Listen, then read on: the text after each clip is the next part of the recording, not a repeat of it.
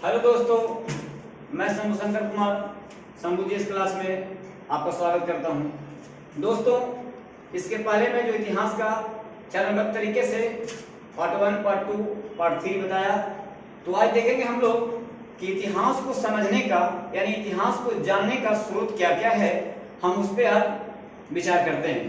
तो चलते हैं और आपको प्राचीन इतिहास जानने का स्रोत के बारे में कुछ जानकारी देते हैं। दोस्तों, यहाँ पे देखा जाए प्राचीन इतिहास जानने का स्रोत क्या क्या है, तो प्राचीन इतिहास जानने का स्रोत सबसे पहले हम लोग देखते हैं साहित्य साक्ष्य। जो हम लोग साहित्य के माध्यम से जो ग्रंथों में लिखा गया है अपने प्राचीन भारत के इतिहास के बारे में, उसकी झलक हमें साहित्य साक्ष्य से मिलता है। और दूसरा प्राचीन भारत के इतिहास की जानने की स्रोत जो है वो विदेशी यात्रा का विवरण, यानी जितने हमारे यहाँ विदेश से यात्री लोग आए, जब जिनके समय में आए वो कुछ न कुछ यहाँ लिखे और वो लिख करके अपना दस्तावेज को संजो के रखे। उन विदेशी यात्रा के वृत्तांत में जो विवरण मिलेगा उससे भी हमें इतिहास की एक झलक देखने को मिलेगा। और तीसरी बात है यहाँ पे पुरातात्विक साक्ष्य। पुरातात्विक साक्ष्य, पुरातात्विक साक्ष्य का मतलब कि जो हमारे देश में पुराने जमाने का यानी प्राचीन इतिहास काल के कुछ विषय वस्तु को कैसे संयोजित करके रखा गया है, उनके कई चरणबद्ध तरीके से हम लोग यहाँ जानने का प्रयास करेंगे। पुरातात्विक साक्ष्य में जैसे अभिलेख, मुद्राएं, स्मारक, मूर्तियां और चित्रकला, इन सभी के माध्यम से प्राचीन इतिहास के बारे में जानकारी हमें प्राप्त होती है। तो दोस्तों, यहाँ से समझने का प्रयास करेंगे हम लोग कि प्राचीन इतिहास जानने का स्रोत हुआ साहित्यिक स्रोत और विदेशी यात्रा का विवरण और पुरातात्विक साक्ष्य।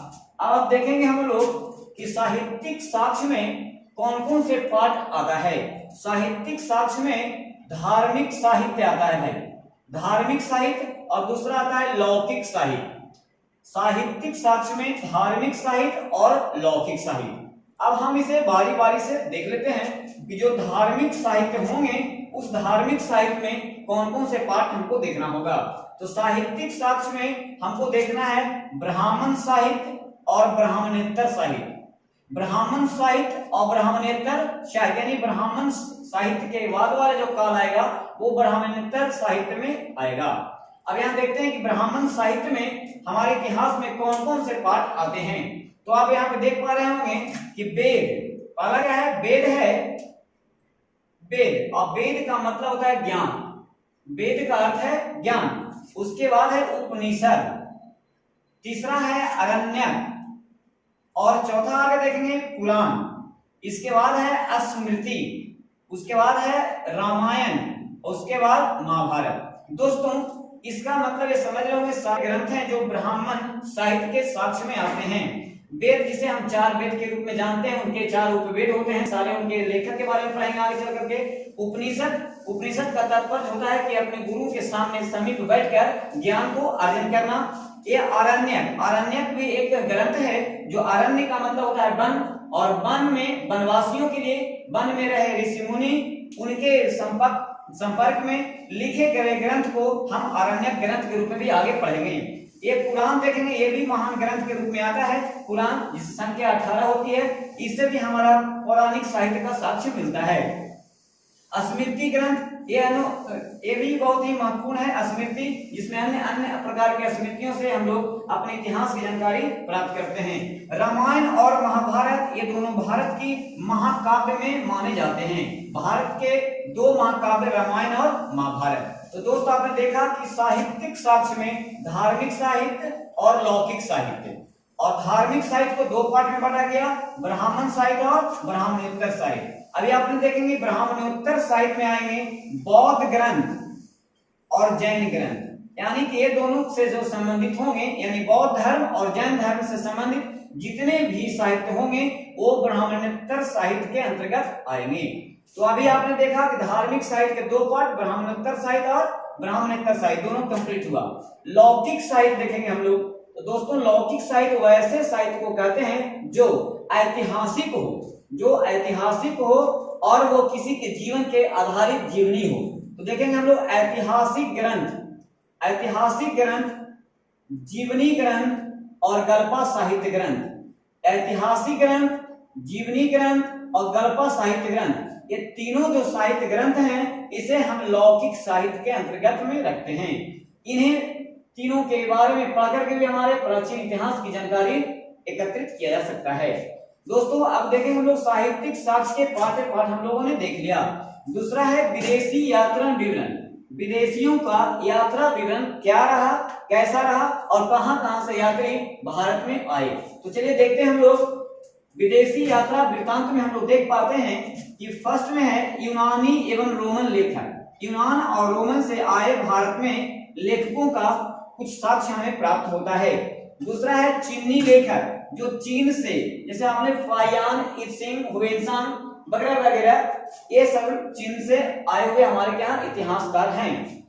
फिर देखेंगे अरबी लेखक। अरबी लेखक में है सुलेमान, अल मसूदी, अल बरूनी के द्वारा लिखा गया बहुत ही महत्वपूर्ण पूछा जाने वाला एक प्रश्न बनता है तहकीक ए हिंद अल बरूनी का है ये पुस्तक है। तो आपने देखा आपने यूनानी रोमन लेखक ग्रंथ, रोमन इतिहासकार और इसके बाद चीनी लेखक और अरबी लेखक हमारे देश में आए और इनके माध्यम से भी अपने देश के इतिहास को समझने में हमें मदद मिलती है। तो अब देखते हैं यूनानी और रोमन लेखक में कौन कौन हमारे देश में आते हैं। और उन्होंने टेसियस, उनमें से है टेसियस जो ईरान के रहने वाले हैं। टेसियस जो ईरान के रहने वाले हैं। उसके बाद हेरोडोटस, ये भी इतिहासकार हैं यूनान के रहने वाले, जो इतिहास का पिता कहे जाते हैं। आपने इसको बहुत बार सुना होगा, इतिहास का पिता किसे कहते हैं, तो हेरोडोटस का। इसके बाद यूनानी रोमन लेखक में आते हैं सिकंदर के साथ। अब सिकंदर के साथ में सिकंदर के समकालीन भारत आने वाले बहुत सारे लेखक इतिहासकार हुए जिनका नाम है निर्याकस। इनका नाम है निर्याकस। दूसरा है अनुक्रिटस और तीसरा है अरिस्टोबुलस।